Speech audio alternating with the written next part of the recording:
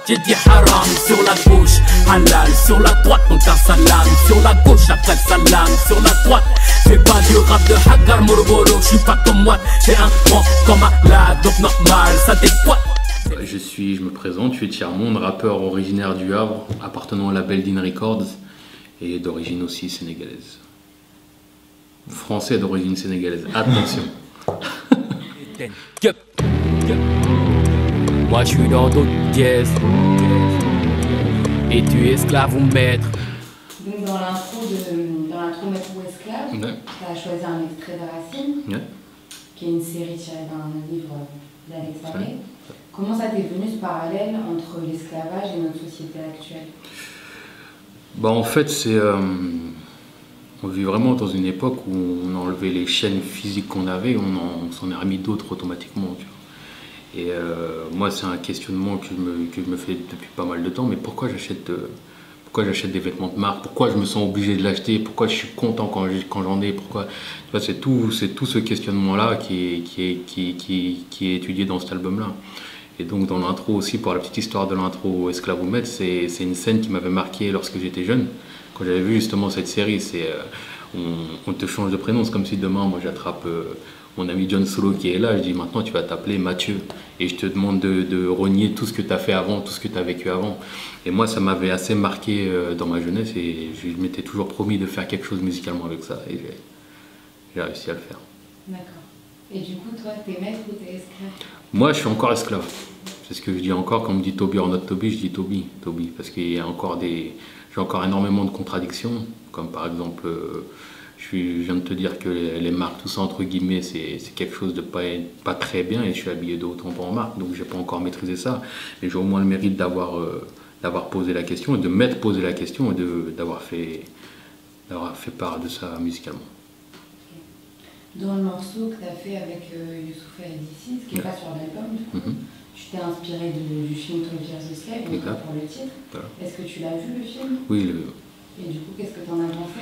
Bah, c'est toujours le fait que ce soit une histoire vraie qui te touche, tu vois. Et après, tu te dis, mais c'est quand même. Tu te mets dans la situation du gars. Tu dis, qu'est-ce que j'aurais fait dans cette situation-là? Qu'est-ce que j'aurais fait dans cette situation-là? Et il y a une scène, il y a deux scènes qui m'ont marqué dans le film. C'est la scène au tout début, quand ils débarquent du bateau. Et tu vois qu'il y a un des gars qui est captif, qui se barre avec, entre guillemets, un maître. Et qui est content de partir avec le maître, tu vois. Et à la fin, il lui arrive la même chose. Ça veut dire, il laisse Patsy derrière et lui il est content de retrouver ses maîtres. Et je trouve que émotionnellement en termes de gamberge, c'est un gros message, quoi. Du coup sur ce titre-là, quand tu as fait la promo, tu as utilisé le 5 de 20 minutes. Ouais. Je suppose que c'est pour faire une référence à exactement, la une ouais. qui a fait beaucoup de bruit. Qu'est-ce que tu en as pensé de cette une? De la une, bah, c'est à moitié insultant, mais je pense que c'est pas. Il y a un style de racisme aujourd'hui que les gens n'en font pas exprès. Ils se rendent pas compte de la gravité de ce qu'ils font.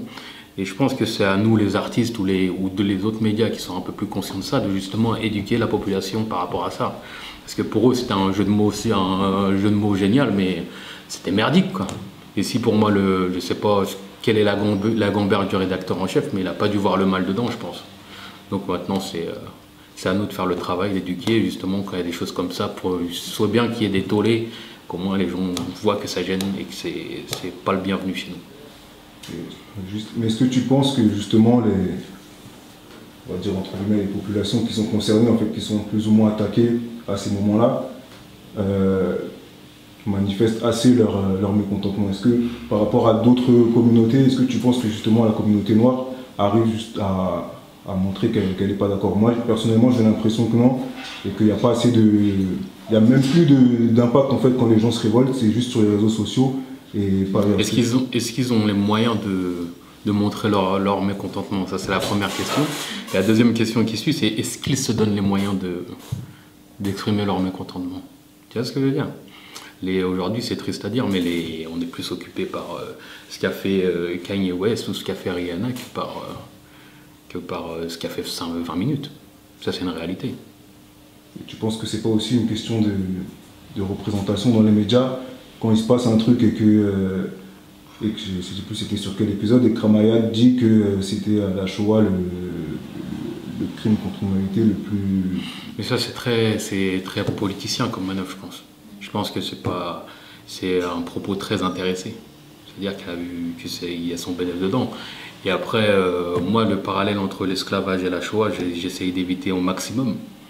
Parce que je sais que c'est toujours en général mal compris et mal interprété ou tiré à des fins par l'un des camps ou l'autre des camps, tu vois. Mais pour ce qui est de Ramayad, je pense vraiment que c'était de la politique, tout simplement. Dans tous tes titres, depuis le début, tu parles beaucoup de la culture sénégalaise. Ouais.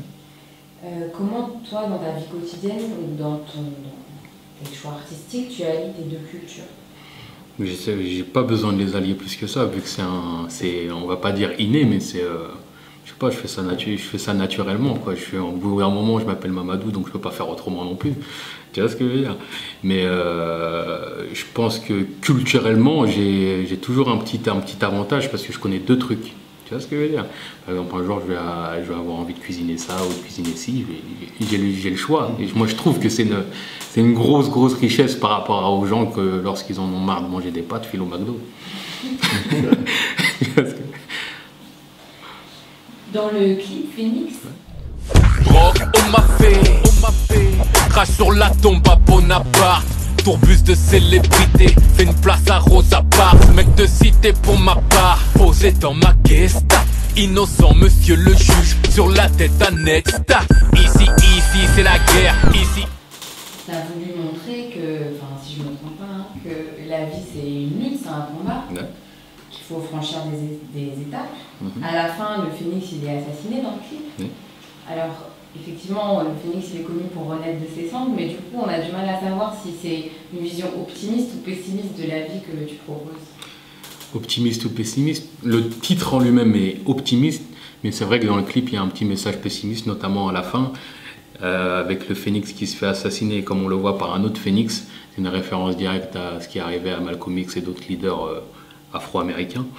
Et c'est aussi un signe que l'histoire se répète, et qu'il est temps d'en tirer des enseignements.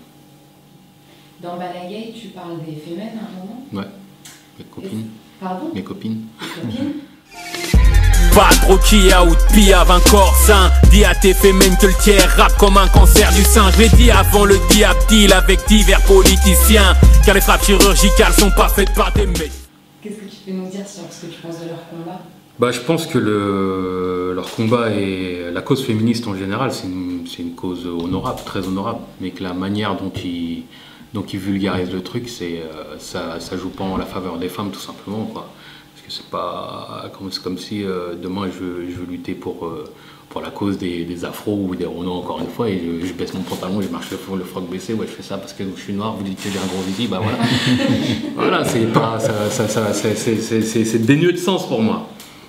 Donc, voilà. D'accord. Et au-delà de montrer leur sein, elles ont quand même un rapport un peu spécial avec les religions. Ouais. Notamment avec et ça aussi, moi je pense que comment elles sont offensives et agressives envers, elles insultent la foi de millions de personnes, que ce soit des chrétiens, des juifs ou des musulmans. C'est pas comme ça que les femmes vont tirer leur épingle du jeu. Enfin, je pense personnellement. Et du coup, comment ça se traduit ton engagement dans la vie quotidienne en dehors de la musique? Dans la vie quotidienne, bon, on fait pas mal d'ateliers musicaux, tout ça, dans des prisons, dans des hôpitaux psychiatriques aussi. Et on essaye de sensibiliser les gens à notre moyen d'expression qu'est le rap. Et j'ai aussi, par rapport à la Digitep, Humanité Black to the Future, on fait des actions. C'est-à-dire avec de la musique, on réussit à récolter des fonds et on fait des actions humanitaires. Par exemple, là, au mois de juin, une partie de l'équipe va aller au Sénégal distribuer des fournitures scolaires. Avec tout le travail qu'on a fourni avec Black to the Future, on peut enfin être utile, quoi. Dans Ma Parano, tu dis « Rappelle-moi qui soutenait Ben Ali », enfin, tu demandes. Et du coup, qu'est-ce que tu peux nous dire de la politique de la France en Afrique? Ben, c'est une politique d'hypocrisie, comme l'exemple le plus flagrant, c'est Kadhafi, quoi, qui vient, qui installe sa tente, etc. Et 2 ans après, il meurt, il l'assassine clairement parce que c'est un assassinat. Et du jour au lendemain, ils te collent l'étiquette qu'ils veulent médiatiquement, ils te descendent médiatiquement, ils font croire à toute la population qui était le grand méchant loup, alors qu'il y a 2 ans, tu étais un allié économique indéniable. Oui, c'est pas si méchant que ça ce qu'il fait. Donc c'est un peu de grosses hypocrisies. Ça date de pas mal de temps, déjà avec Thomas Sankara et tout ce qui se passe, Mumba, tout ça. On sait que la France a toujours été plus ou moins impliquée. La France a toujours été plus ou moins impliquée, même s'il n'y a pas de preuves. C'est ce que ça n'engage que moi, encore une fois. Qu'est-ce que tu penses des révolutions arabes? C'est une bonne chose, mais je reste assez... En fait, je connais pas assez le sujet. Je veux pas entrer en stigmatisant ça c'est bien, ça c'est pas bien, tu vois. Je sais que y a pas mal de choses qui sont occultées qu'on ne sait pas, quoi qu'il en soit. Il y a pas mal sans rentrer dans la théorie du complot, tout ça, il y a pas mal d'informations que je peux pas gober d'un coup et que j'aurai jamais l'explication. Donc je préfère pas prendre position, regarder, prendre du recul, analyser et plus tard donner mon avis. Donc la question, en fait, moi ma question, enfin, c'est une fois en discutant avec quelqu'un, on s'est posé la question, est-ce qu'il existe un rap français? C'est plutôt un rap francophone en fait. C'est du rap américain, mais... Non, il existe un rap français parce qu'on est quand même un pays du texte quand même, quoi qu'il en soit. On a quand même une culture de l'écrit de par les auteurs qu'il y avait eu avant nous, les Baudelaire, La Fontaine, etc. Il y a quand même une richesse culturelle par rapport à ça. Et on apprend tout ça à l'école, donc au bout d'un moment, ça nous forge une mentalité quand même. Après, c'est vrai que l'impérialisme américain impose certains codes. Et c'est de l'entertainment, donc ça attire forcément. Comme je t'ai dit, les gens, c'est pas forcément adapté au contexte français. Mais il existe un rap français. Par exemple, pour citer Oxmo, AKH, tout ça, c'est du rap purement français, tu vois ce que je veux dire? Moi, c'est du rap franco-français. Si je te dis basket blanche, ça te fait penser à quoi? Penser au match de basket, comme ça. Moi, c'est la première image que je vois. À chaque fois que je pense, vous me dites basket blanche, je me dis sneakers, Air Jordan, on va jouer au basket. Même si les Jordan, maintenant, c'est plus fait pour jouer au basket, clairement. Mais c'est aussi un bon blog de musique. Et le mot de la fin? Molo, bolo.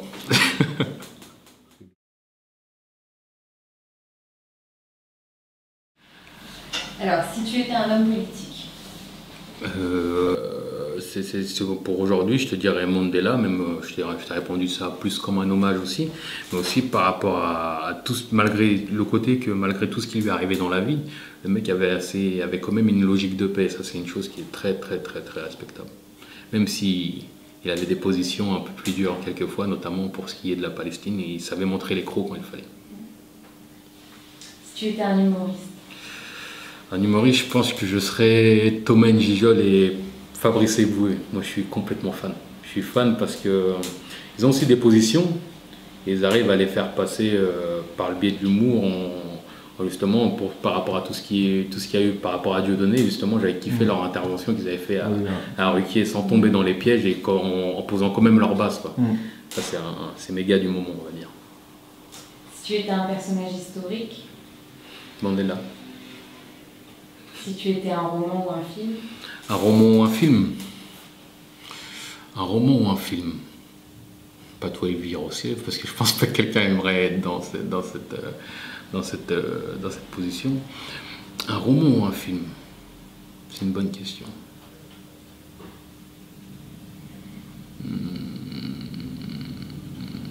L'autobiographie de Mandela? Non, autobiographie de Malcolm X. Par la manière dont c'est écrit, plus qu'il décrit ses erreurs. Et après, les analyses, tu vois, ce côté-là, je trouve ça qu'ils font. Regarde, à ce moment-là, je pensais ça, j'étais un con parce que ça. Je trouve que c'est une grosse leçon de vie. Si tu étais un rappeur américain? Un rappeur américain? J'aime pas trop avoir des références, mais me voir dans quelqu'un d'autre, en fait, c'est assez désagréable, mais je pense que je serais quelqu'un comme Mos Def ou Talib Kweli, qui correspond assez à ce qu'on essaie à la mentale qu'on a dans notre label Lean Records. Si tu étais un autre rappeur français? Charbon. Parce qu'on est 3, comme le nom l'a dit. Quel est le conflit qui te révolte le plus dans le monde? Dans le monde, c'est assez compliqué de prendre position pour les uns et pas pour les autres, mais je dirais que le conflit actuellement en Centrafrique tout de suite, parce que c'est quand même la surdité mondiale, c'est un peu, ça m'ébahit quoi. Pour les uns on se révolte parce qu'on a des intérêts, et pour les autres on prend plus de temps, on y va à la traîne quoi, on y va en faisant la grimace. Après il y a tout ce qui est Palestine, Tchétchénie, tout ça naturellement, parce que c'est des choses qui sont passées sous silence quoi. Qui serait ton grand frère dans le rap français? Alassane Konaté, rappeur du groupe Nécessité qui s'appelle Salsa. Si tu étais un sportif? Un sportif, je serais... J'allais faire une réponse corporate, mais non. Je dis que je serais Yaya Touré, ce qui m'impressionne aussi. Physiquement, athlétiquement, là, c'est même pas une question de... Mais il m'impressionne pas mal. Si tu étais un artiste sénégalais?